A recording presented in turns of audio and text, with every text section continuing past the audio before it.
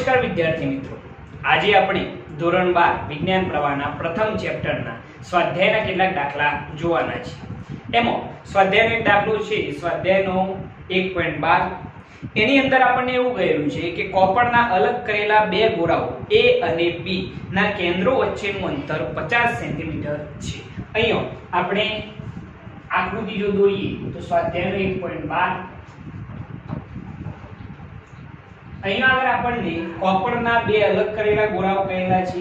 એક ગોળો છે A અને બીજો ગોળો છે B, બરોબર છે। આ બંને ગોળાના કેન્દ્રો વચ્ચેનું અંતર આપણને કહેલું છે કેન્દ્રો વચ્ચેનું અંતર 50 સેન્ટીમીટર છે। તો અહીંયા આપણે પહેલા લખી કાઢીએ કે અહીંયા આ બંને ગોળાઓ વચ્ચેના કેન્દ્રો વચ્ચેનું અંતર R બરાબર કેટલું છે 50 સેન્ટીમીટર। ઓકે, આને આપણે મીટરમાં કન્વર્ટ કરી દઈએ તો 0.5 મીટર થઈ જશે, બરોબર છે। ઓકે, હવે શું કહેલું છે જો દરેક પરનો વિદ્યુતભાર 6.5 × 10⁻⁷ કુલમ્બ હોય, એટલે કે આ બંને ગોળા પરનો વિદ્યુતભાર 6.5 × 10⁻⁷ કુલમ્બ હોય, તો આપણે વિચારી લઈએ કે આ A ગોળો જે છે એના પરનો વીજભાર કેવો હતો Q1 કહી દઈએ, B ગોળા પરનો વીજભાર કેવો હતો Q2 કહી દઈએ। તો બંને પરનો વીજભાર સમાન છે એટલે કેટલો થઈ જશે Q1 Q2 6.5 × 10⁻⁷ કુલમ્બ જેટલો છે, બરોબર। તો તેમની વચ્ચે લાગતું અપાકર્ષણ બળ કેટલું હશે? A અને B વચ્ચેના અંતરની સરખામણીએ તેમની ત્રિજ્યાઓ અવગણી શકાય તેવી છે, બરોબર છે।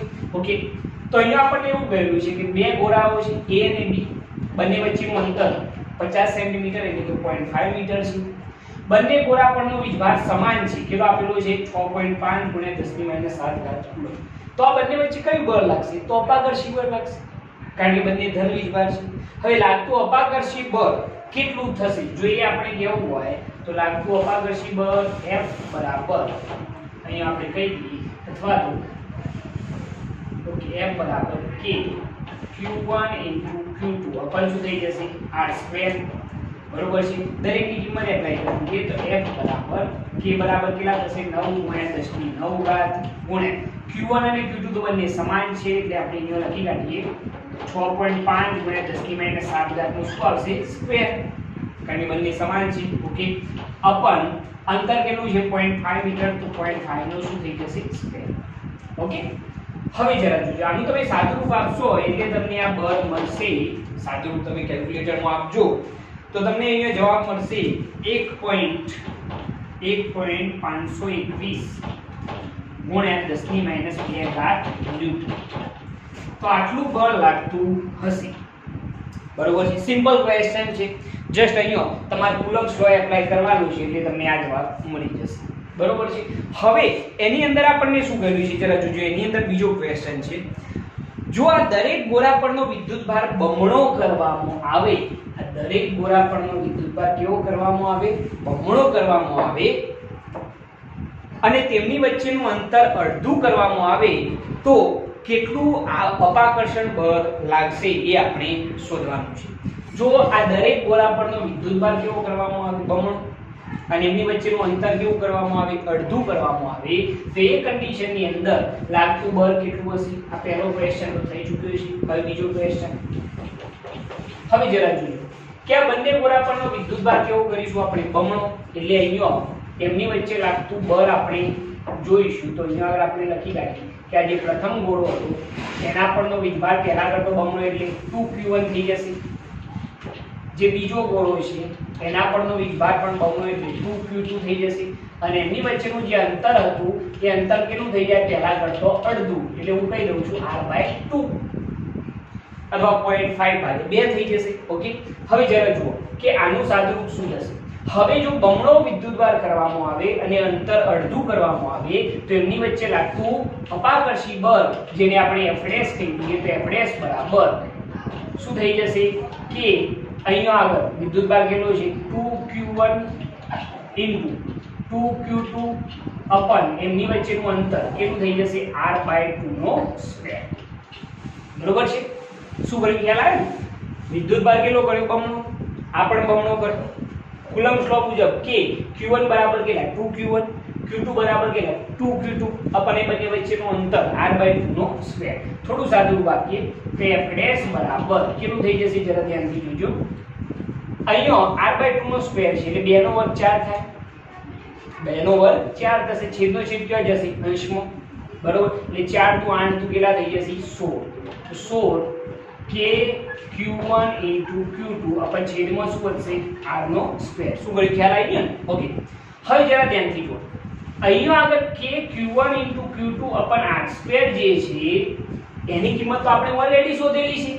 ક્વેશ્ચન 1 ની અંદર એ કિંમત કેટલી હતી 1.521 * 10 - 2 કાઢી એ સીધે સીધી એપ્લાય કરી દી. f' બરાબર 16 ગુણ્યા અહીંયા આવશે 1.521 * 10 - 2 ન્યૂટન. એટલે પરિણામી બળ આપણને મળશે તમે સાદું રૂપ આપશો એટલે તમને જવાબ મળી જશે 0.24 ન્યૂટન. બરોબર છે. પરિણામી બળ કેટલું મળ્યું 0.24 ન્યૂટન. તો ઓલ ઓવર ક્વેશ્ચન એકદમ સરળ થઈ ગયું. બરોબર છે. જસ્ટ અહીંયા આપણે એટલું જ વિચારવાનું છે કે પહેલા બંને ગોળા વચ્ચેનું અંતર r હતું જે 50 સેન્ટીમીટર હતું અને એમની વચ્ચે લાગતું બળ આપણે શોધવાનું હતું. તો આપણે જ્યારે કુલમ્બ્સ લો એપ્લાય કર્યો છે f બરાબર k q1 * q2 / r² તે વખતે જવાબ આટલો મળે. હવે વિદ્યુતભાર કેવો કર્યો બમણો. બંને વિદ્યુતભાર બમણા કર્યા છે અને અંતર કેટલું કર્યું છે અડધું. તે વખતે લાગતું બળ કેટલું થઈ જાય છે f' બરાબર 0.24 ન્યૂટન. આવા ઈઝી ક્વેશ્ચન હોય છે પરંતુ છતોય કેટલીક એક્ઝામોની અંદર જે કોમ્પિટિટિવ એક્ઝામો છે એની અંદર આવા ક્વેશ્ચન પૂછાઈ શકે છે એટલે આપણા માટે થોડું ઇમ્પોર્ટન્ટ રહેશે. તમને ઈઝીલી આ વસ્તુ ખબર પડી જશે. એના પછી નેક્સ્ટ આપણે એક બીજો ક્વેશ્ચન જોઈએ. તમે આ જે ક્વેશ્ચન આપણે અહીંયા ચલાવીએ છીએ જે દાખલા ચાલે છે એને તમારી નોટબુકની અંદર લખતા રહેજો જેથી કરી તમારો કોન્સેપ્ટ બને એટલો મજબૂત થશે. ઓકે. હવે જરા જુઓ. હવે એના પછી બીજો ક્વેશ્ચન આપણે જોઈએ તો બાકીના ક્વેશ્ચનો ઘણા બધા સરળ છે પરંતુ એક બીજો સારો ક્વેશ્ચન છે 1.21. તો એની અંદર 10 સેન્ટીમીટર ત્રિજ્યાના એક વાહક ગોળા પર અજ્ઞાત વિદ્યુતભાર છે. સ્વાધ્યાયનો 1.21 બરોબર છે. 10 સેન્ટીમીટર ત્રિજ્યાનો એક ગોળો છે. અહીંયા આપણે ગોળો વિચારી લઈએ. આ ગોળો જે છે એની ત્રિજ્યા r બરોબર છે ને r બરાબર અહીંયા હું લખી કાઢું છું કેટલા છે 10 સેન્ટીમીટર એટલે 0.1 મીટર ત્રિજ્યાનો ગોળો છે. બરોબર. હવે શું કહ્યું છે જરા જુઓ. ગોળા પર અજ્ઞાત વિદ્યુતભાર છે. અહીંયા જે વિદ્યુતભાર છે આ ગોળા ઉપર એ કેવો છે અજ્ઞાત વિદ્યુતભાર છે. આપણને ખબર નથી કે એનું મૂલ્ય કેટલું છે એ ધન છે કે ઋણ છે આપણને ખબર નથી. તો અહીંયા આગળ જે અજ્ઞાત વિદ્યુતભાર છે એ ક્વેશ્ચન માર્ક છે આપણા માટે એ આપણને ખ્યાલ નથી. ઓકે. અજ્ઞાત વિદ્યુતભાર છે. ગોળાના કેન્દ્રથી 20 સેન્ટીમીટર દૂરના બિંદુએ વિદ્યુત ક્ષેત્ર -1.5 × 10³ ન્યૂટન પર કુલમ્બ ત્રિજ્યાવર્તી દિશામાં અંદરની તરફ હોય તો ગોળા પરનો કુલ વિદ્યુતભાર કેટલો હશે. ગોળાના કેન્દ્રથી કેટલા અંતરે કરેલું છે તો 10 સેન્ટીમીટર. ગોળાના કેન્દ્રથી આ ત્રિજ્યા જે છે એને આપણે કેપિટલ R કહી દઈએ. બરોબર છે. અને ગોળાના કેન્દ્રથી r બરાબર 20 સેન્ટીમીટર દૂર આવેલા બિંદુ પાસે નું જે વિદ્યુત ક્ષેત્ર છે સપોઝ અહીંયા P બિંદુ છે અને P બિંદુ પાસેનું જે વિદ્યુત ક્ષેત્ર છે એ વિદ્યુત ક્ષેત્ર આપણને આપેલું છે E બરાબર -1.5 × 10³ ન્યૂટન પર કુલમ્બ છે. ત્રિજ્યાવર્તી અંદરની દિશા તરફ હોય તો ગોળા પરનો કુલ વિદ્યુતભાર કેટલો હશે. જરા એક વાત ફરીથી સમજજો કે અહીંયા આગળ એક ગોળો હતો જે ગોળાની ત્રિજ્યા આપણને કહેલી છે કેટલી ત્રિજ્યા છે ગોળાની કેપિટલ R બરાબર 10 સેન્ટીમીટર. આપણને આ ગોળાના કેન્દ્ર પર એક અજ્ઞાત વિદ્યુતભાર મૂકેલો છે. ગોળાના કેન્દ્ર પર એક અજ્ઞાત વિદ્યુતભાર છે. આપણને ખ્યાલ નથી કે કેટલો છે ધન છે કે ઋણ છે એ પણ ખબર નથી. ઓકે.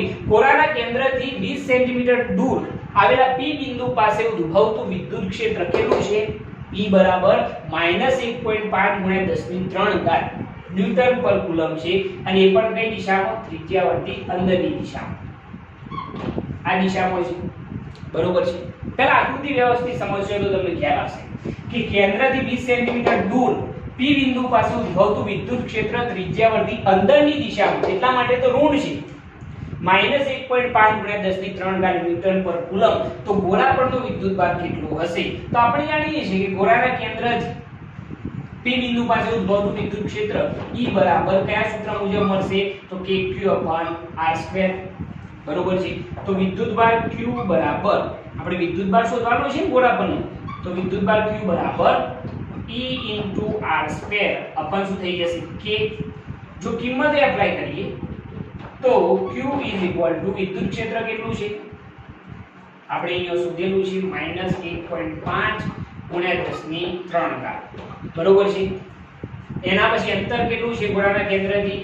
20 સેન્ટીમીટર, એટલે આપણે કહી શકીએ કે 0.2 મીટર છે, બરોબર. તો 0.2 નું શું થઈ જશે? સ્ક્વેર અપન છેદમાં k બરાબર કિંમત આવશે 9 ગુણ્યા 10⁹.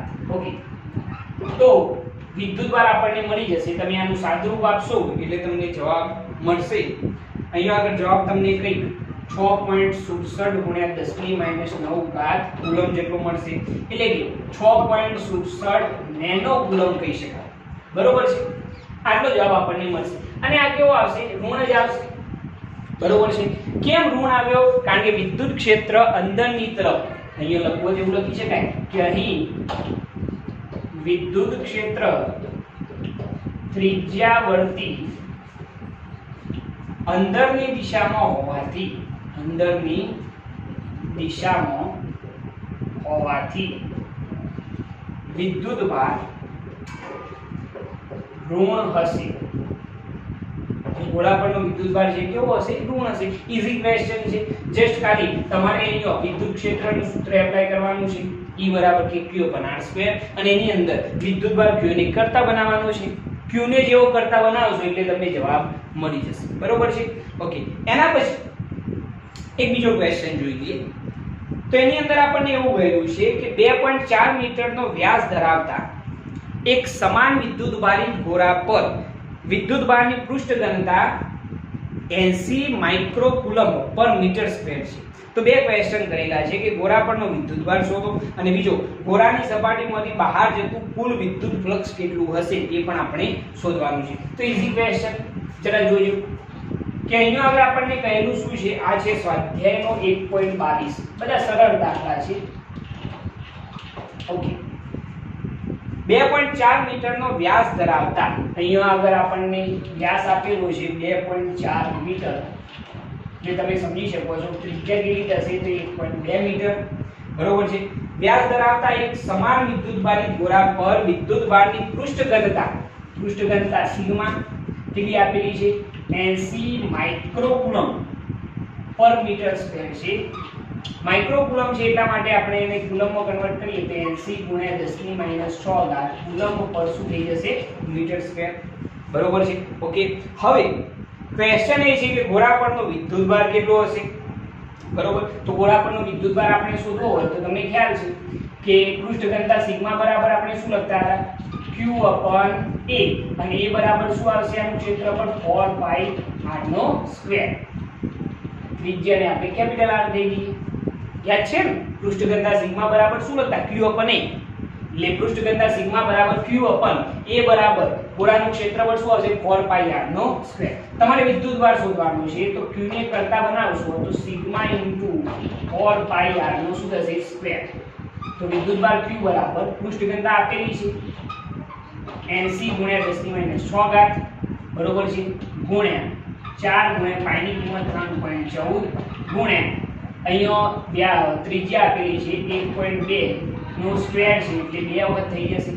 તો તમે સાદુરૂપ આપશો તો આના પરનો વિદ્યુતભાર તમને મળી જશે. એનો જવાબ તમને કંઈક મળશે સાદુરૂપ આપતો 1.45 ગુણ્યા 10⁻³ કુલમ. તો આ જે ગોળો છે એના પરનો વિદ્યુતભાર કેટલો મળશે તમને? 1.45 ગુણ્યા 10⁻³ કુલમ. ઓકે, એના પછી એની અંદર એક બીજો ક્વેશ્ચન કરેલો છે.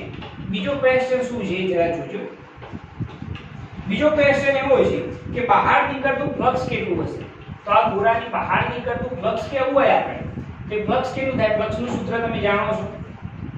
ફ્લક્સ ફાઈ બરાબર શું હતું? q/ε0. કોના ઉપરથી લખેલું છે આપણે? ગાઉસના નિયમ પરથી, યાદ છે ને?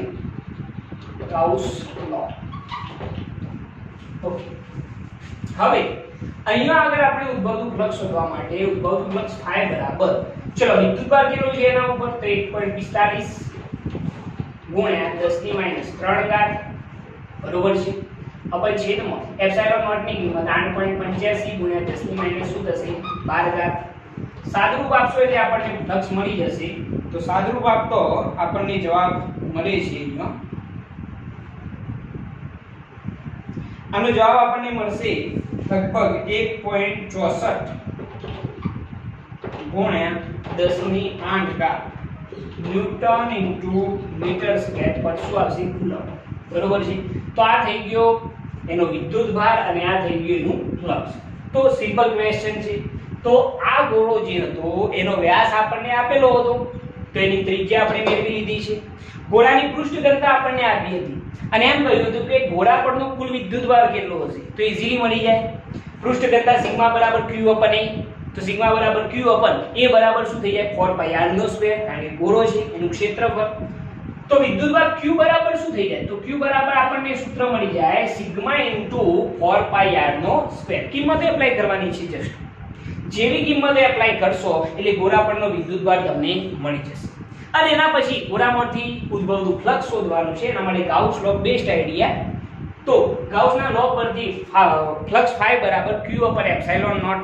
તો ફ્લક્સ φ બરાબર વિદ્યુતભાર આપણે શોધેલો છે એપ્સિલોન નોટ ની કિંમત એપ્લાય કરી તો આપણને ફ્લક્સ પણ મળી જશે. ઓકે, આ રીતે તમે આ ક્વેશ્ચન સોલ્વ કરી શકો છો. પ્રમાણમાં બધા ક્વેશ્ચનો સરળ છે, ઈઝીલી તમારા સોલ્વ થઈ જશે, પરંતુ એના માટે તમારા જે થિયરીના કોન્સેપ્ટ છે એ વ્યવસ્થિત મજબૂત હોવા જોઈએ તો તમને આ બધી વસ્તુ એકદમ સરળ લાગશે બરોબર છે.